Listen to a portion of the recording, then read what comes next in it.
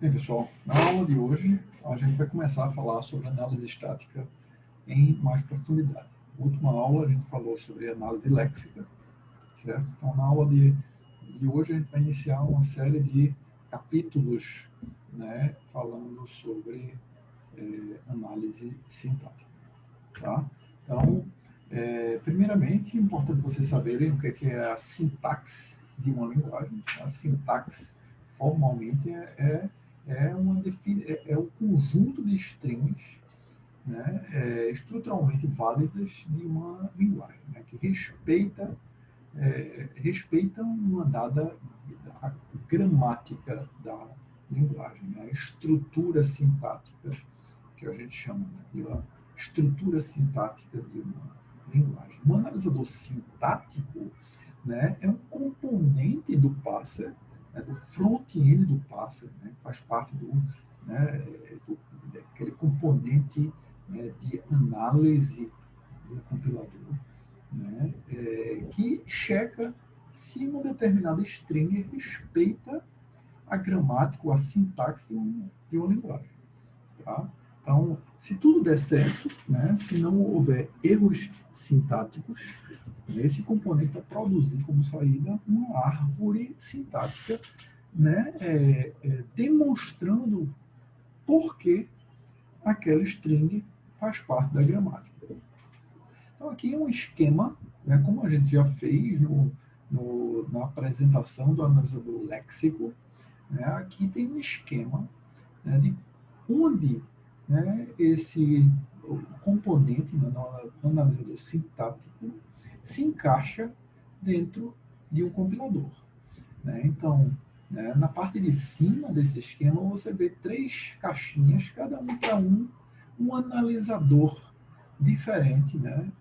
Um componente diferente do front-end do compilador. Né?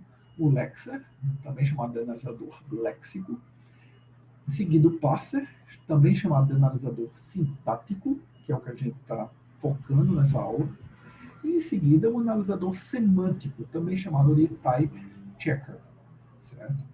Então, o parser solicita então, tokens ao Lexer. O Lexer consome o programa de entrada, ele enxerga esse programa de entrada como uma sequência de caracteres, quebra esses caracteres em conjuntos chamados de tokens, que têm um determinado significado, como, por exemplo, o identificador, um número, né? Um operador aritmético, né? Um abre parênteses, um fecha parênteses, uma chave, tudo isso aí são tokens da sua linguagem. Então, o parser consome esses tokens e constrói na saída uma árvore sintática que, né, demonstra que aquela sequência de tokens faz parte ou não da gramática. Certo? Né? Então, é isso que esse esquema está ilustrando. Esses três componentes se comunicam através de uma tabela de símbolos, né, que é alimentada por cada um dos componentes desse pipeline, né, do compilador. Tá bom? Né?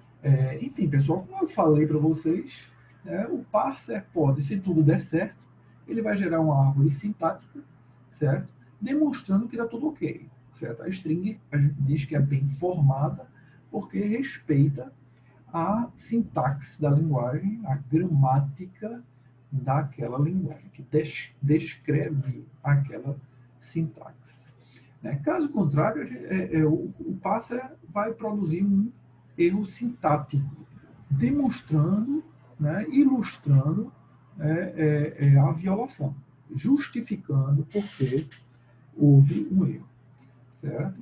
Então é importante vocês entenderem que tem uma série de erros que o compilador pode detectar e ainda existem erros que o compilador não detecta.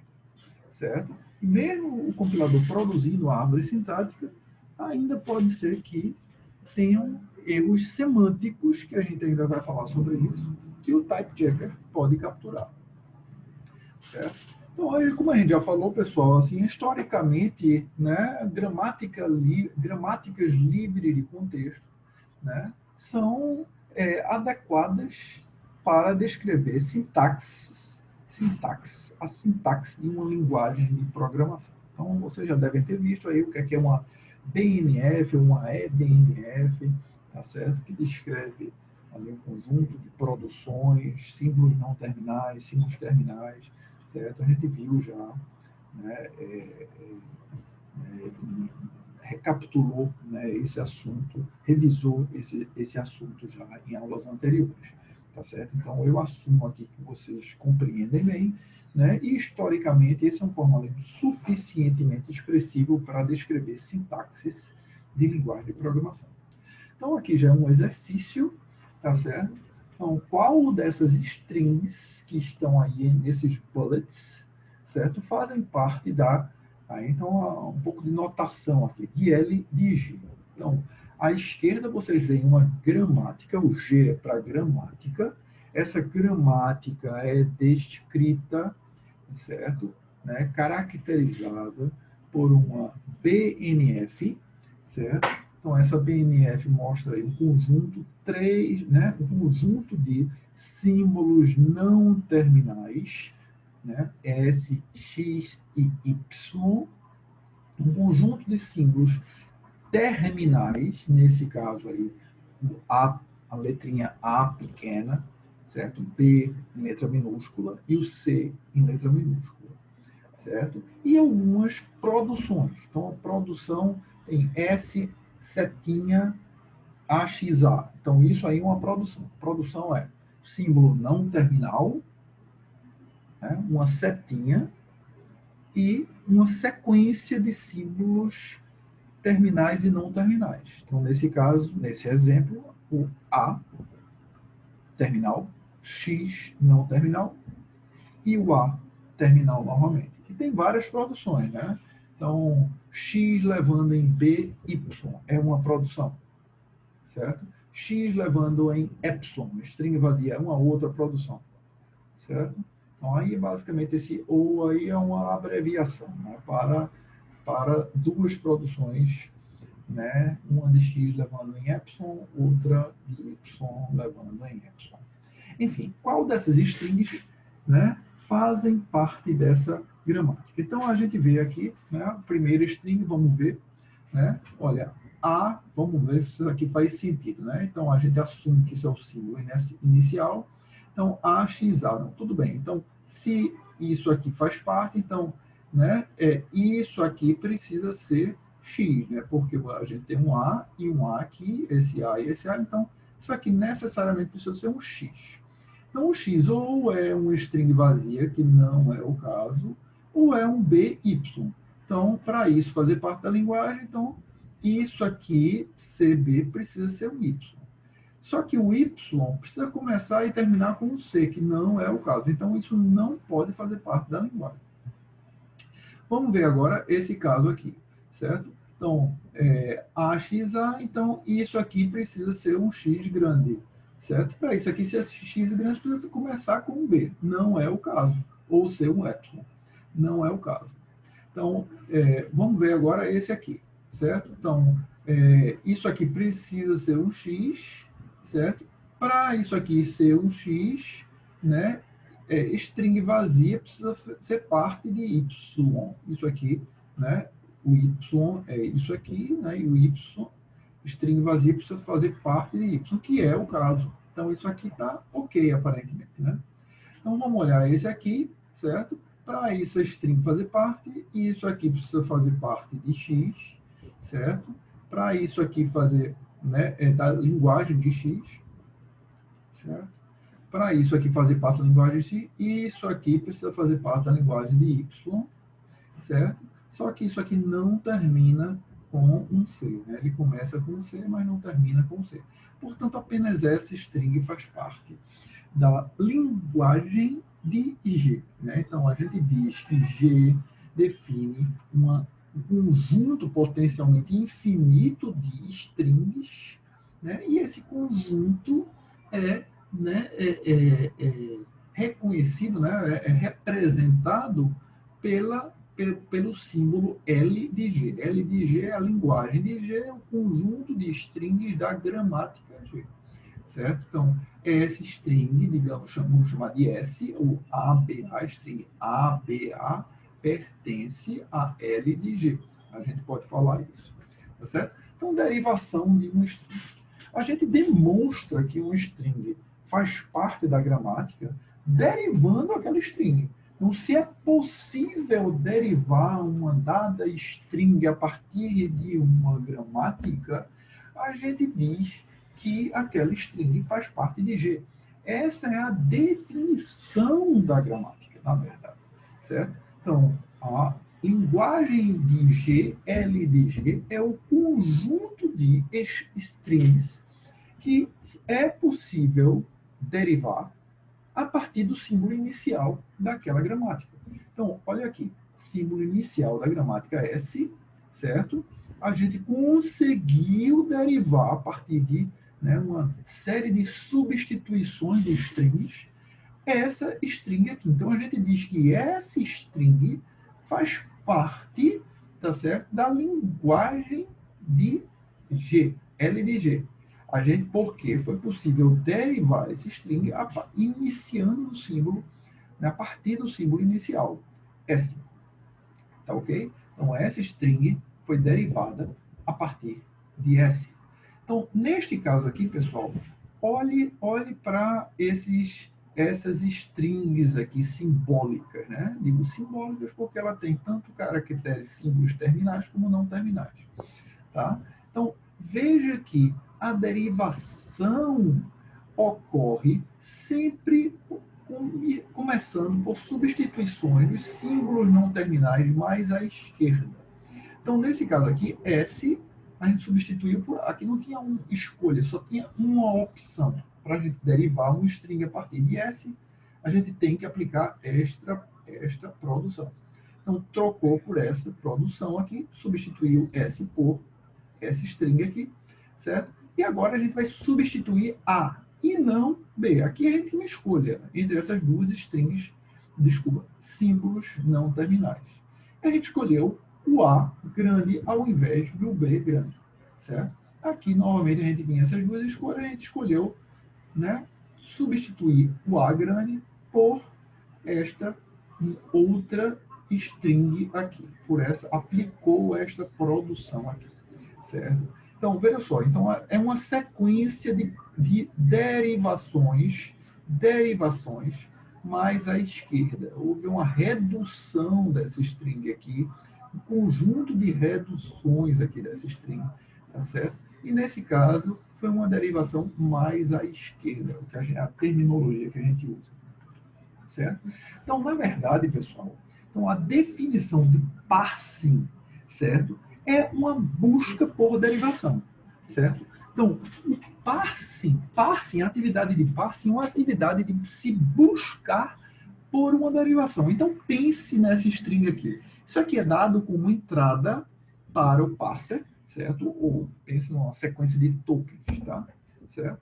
Né? Então, isso aqui é passado para o parser como entrada. E o que o parser vai tentar fazer é o seguinte, é construir esta sequência que vocês estão vendo aqui de derivações, tá certo? Desculpa, de reduções, né? Isso aqui é a derivação, tá certo? Desse string. Então, é como se fosse, né, o processo de busca, tá certo? Por esta derivação. É o processo de busca por essa derivação, tá ok? Então, se a gente tem uma derivação, certo? Se essa derivação existe, é possível construir essa árvore. Então, né, é só a gente olhar aqui para essas duas figuras. Veja só, S, certo? Você deriva, esta reduz S para esta outra string aqui, olha cá, certo? A pequeno, A grande, B grande e E. A partir de A, você construiu, olha, expandiu, né, fez essa redução, fez essa redução aqui, A grande, B pequeno, C pequeno, tá certo? E assim por diante. Ou seja, se você tem isso aqui, você tem a árvore, tá certo? Então, uma derivação leva definitivamente para uma árvore. Se você tem a derivação, você tem uma árvore. Em outras palavras, veja o que eu falei. Um parsing é a busca por a derivação, certo? O parsing, tá certo? Busca por essa derivação. Se essa derivação for descoberta, você tem uma árvore, tá certo?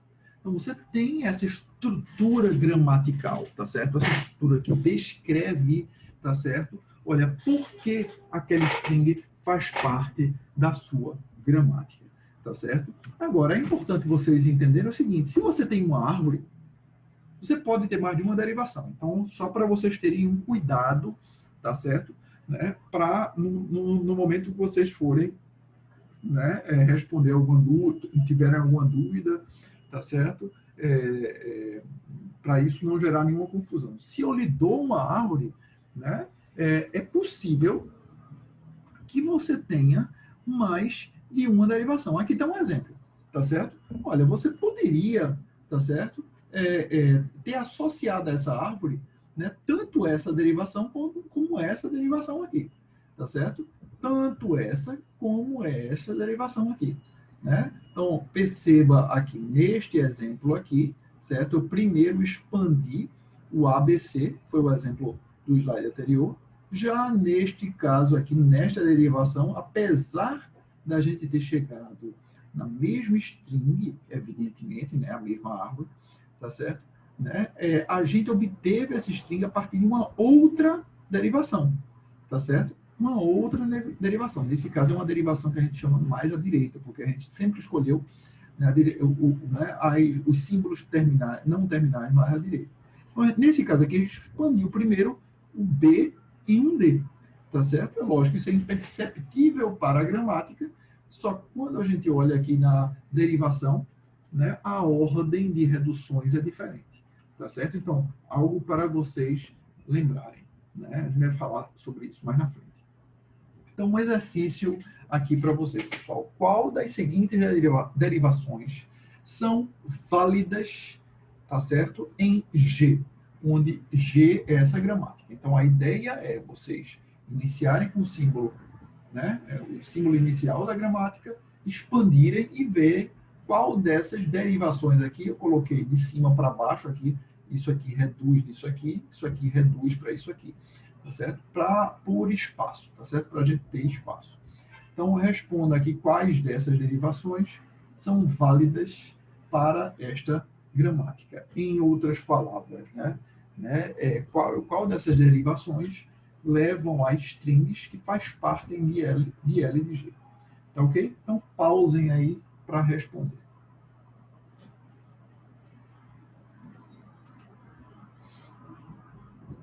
Tá bom, pessoal? Né?